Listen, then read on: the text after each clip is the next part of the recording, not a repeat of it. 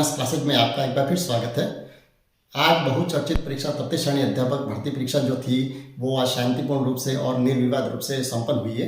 तो सबसे पहले तो आप सभी को मैं अग्रिम शुभकामनाएं देता हूं कि आप सभी के पेपर बहुत ही अच्छे हुए होंगे और आप सभी का जिसकी आप बहुत कोशिश की है, बहुत मेहनत की है आपने, उसका फल आपको जरूर मिलने वाला है। तो मैं सभी को अग्रिम शुभकामनाएं देता हूं कि सभी मेरे साथी जो है वो सब मेरे साथ जुड़ने वाले हैं, सभी टीचर बनने वाले हैं। तो सभी को अग्रिम बहुत बहुत शुभकामनाएं। और जैसा कि जब सिलेबस जारी हुआ था उस समय ही हमें ये लग रहा था कि क्योंकि मैथ्स का जैसे हमने पहले भी मैंने आपको कहा था, जो पहला जो वीडियो हमने रीट का बनाया था उस समय भी मैंने यही कहा था कि इस बार रीट के लिए जो आपका जो सिलेबस जारी किया गया है उसमें मैथ्स के लिए बहुत ही कम पाठ्यक्रम रखा गया है। पाठ्यक्रम तो हालांकि विस्तृत तो नहीं था लेकिन काफ़ी अधिक उसकी इकाई रखी गई थी, लेकिन उसका अंक भार था बहुत ही कम रखा गया था। केवल 10 अंकों के ही प्रश्न उसमें आने वाले थे और केवल 5 प्रश्न ही आने वाले थे। तो मैंने शुरू से ही यही आपको कहा है हमेशा कि इस बार जो है परीक्षा जो होगी वो शायद मुझे लग रहा था क्योंकि इसमें सारे ही आधारभूत प्रश्न ही आने वाले थे, क्योंकि मुझे लग रहा था क्योंकि इतना कम जो मार्जिन वाले जो प्रश्न होंगे तो मुझे इतना तो पता था कि ज़्यादा डीपली प्रश्न तो आएंगे नहीं। और हमने जो शुरू से जितने भी वीडियो बनाए हैं सब में मैंने बिल्कुल इसी बात का ध्यान रखा है और सारी जो बेसिक जितनी भी चीज़ें थी उनको ही हम फोकस करते हुए आगे बढ़े थे और हमने सारे रीट के लेवल फर्स्ट के और सेकंड के वीडियो बनाए थे और उसमें आपको बहुत ही आपका सहयोग भी अच्छा रहा, तो इसके लिए आपको बहुत बहुत धन्यवाद।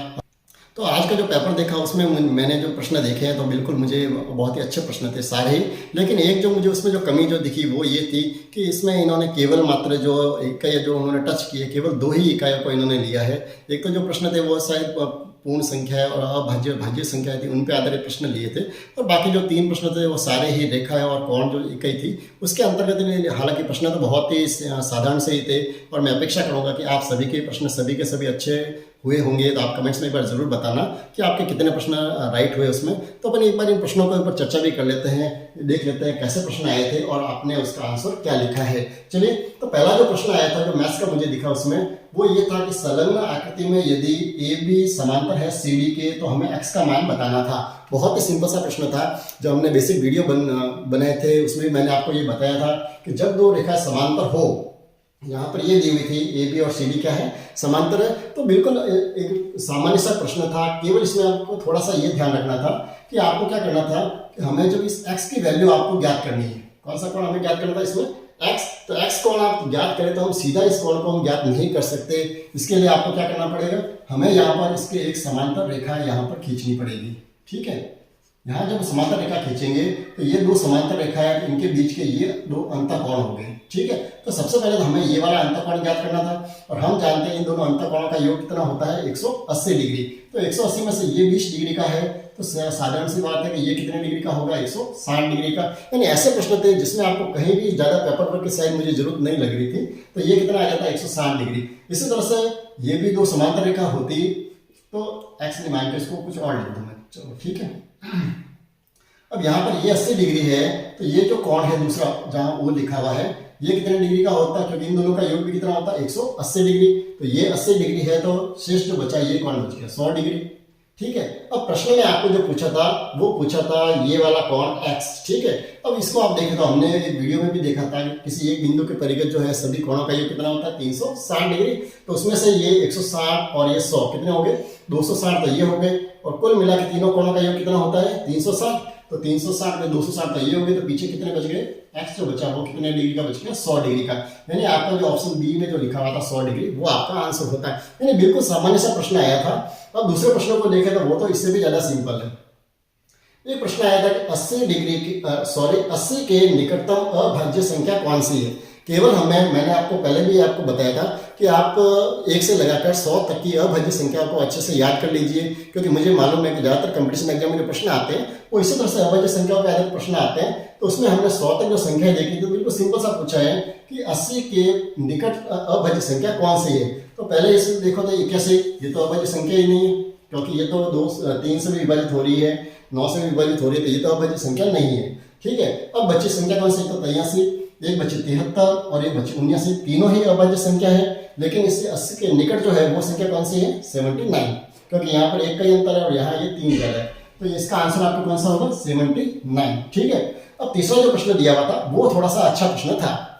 उसमें क्या दिया हुआ था, इसी तरह से दो समांतर रेखा दी हुई थी, एक पी क्यू और एक दिया हुआ था आर एस। ठीक है, अब इसमें भी हमें क्या करना था, केवल एक्स का मान ज्ञात करना था। यानी एक्स जो है ये साथ में दिया, यहाँ पर भी दिया हुआ 3x माइनस 20 और ये दिया हुआ है 2x माइनस 10। यानी अब x की वैल्यू आपको आएगी कहाँ से, तो सबसे पहले हमें जो है इस x की वैल्यू निकालने के लिए हमें क्या करना है, जैसे मैंने दो समांतर रेखाओं के बीच में आपको बताया था कि हमें क्या करना है, ये कोण है तो आप इस कोण को भी पहले हम ज्ञात करेंगे। ये ज्ञात कैसे होगा, क्योंकि ये दोनों है संगत कोण, तो संगत कोण हमेशा बराबर होता है। तो ये 2x माइनस 10 है, तो ये जो कोण है ये भी हो जाता है 2x माइनस 10। ठीक है, अब हमें क्या करना था, ये एक रैखिक युग्म हो गए, इन दोनों का योग, रैखिक युग्मों का योग कितना होता है 180 डिग्री। जैसा आपके पेपर में प्रश्न भी आया, आप देखिए एक प्रश्न जो था उसमें सीधा साधा प्रश्न आया था कि रैखिक युग्मों के कोणों का योग कितना होता है। बहुत ही सिंपल सा प्रश्न था और इसमें आपको कहीं कैलकुलेशन करनी, केवल आपको इसका आंसर 180 जो लिखा था उसको आपको केवल राइट करना था। ठीक है, तो यही बात इसमें भी लागू होती है।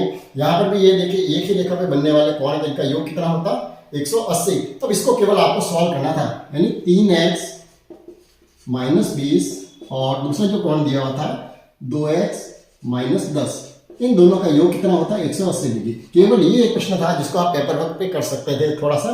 अब इसको देखिए आप जोड़िए, 3x और 2x कितने हो जाते हैं 5x, माइनस के कितने 20 और 10 हो गए 30 बराबर 180।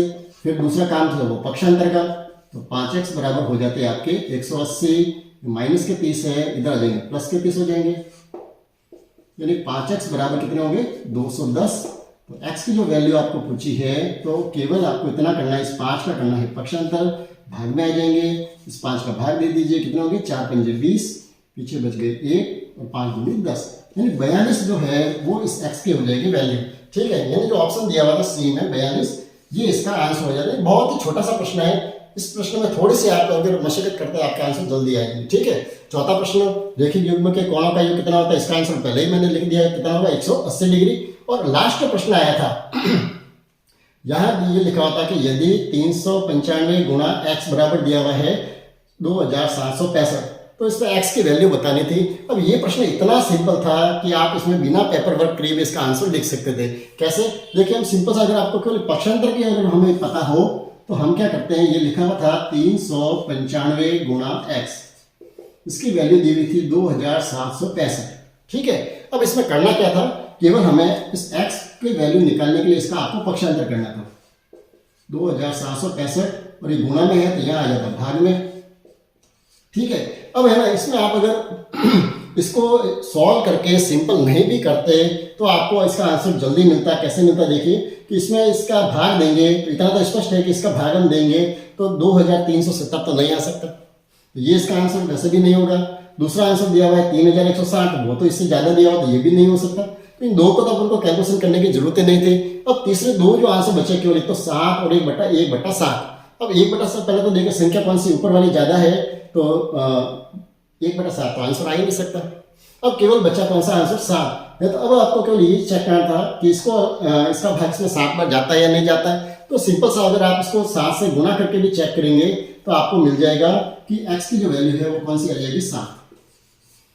यानी 395 को अगर आप 7 से गुणा करके भी चेक कर ले डायरेक्ट, 7 पंजे 35, पीछे बच गए 3, 7 नंबे कितने हो गए 63, 63 और 3 हो गए 66, 6 7 21, 21 और 6 कितने हो गए 27, यानी 2765। यानी ये इसका भाग इसमें कितनी बार जाएगा 7 बार। यानी आपको कहीं भी इसको सॉल्व करने की भी जरूरत नहीं पड़ेगी, आप सही यहीं से इसका आंसर बिल्कुल निकाल सकते थे। ठीक है, और अगर आपने भाग लेके भी अगर पक्षांतर करना जानते हैं और केवल इसमें एक ही चीज उसने पूछी थी, उसको यही जानना था क्या आप पक्षांतर जानते हैं, बस।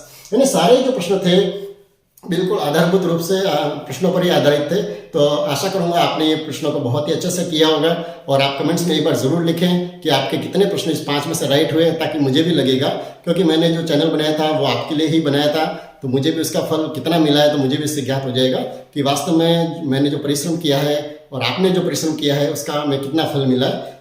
तो मैं आशा करूंगा कि सभी के ये 5 प्रश्न पूरी तरह से सही हुए होंगे। तो आप कमेंट्स में ज़रूर लिखें कि आपके उसमें से कितने गलत हुए। हो सकता है कि हल्की सी चूक के कारण, जैसा मैंने पहले भी कहा था, कि हम हड़बड़ाहट में या जल्दबाजी में कुछ प्रश्न हमारे गलत हो भी सकते हैं, कहीं पक्षांतर में या माइनस में गलत हो भी गया। तो आप ज़्यादा भी चिंता नहीं भी करें, क्योंकि इस तरह से कोई ये एक ही परीक्षा नहीं है कि जो आपके होने वाली है। आप कहीं भी अफसोस नहीं करें, कि वैसे आपको बहुत ही अच्छा परिश्रम किया है तो उसका फल आपको ज़रूर मिलेगा। और आप कमेंट्स में ज़रूर लिखें कि आपके कितने प्रश्न राइट हुए। और इसी आशा के साथ और एक बार फिर अग्रिम शुभकामनाएं देता हूँ आपको सभी को कि आपको सिलेक्शन ज़रूर होगा। कहीं भी आप निराशा अपने हाथ में नहीं रखें और बने रहिए चैनल के साथ। इसी तरह से आपका विश्वास और हमारा साथ इसी तरह से आगे बढ़ता रहेगा। धन्यवाद।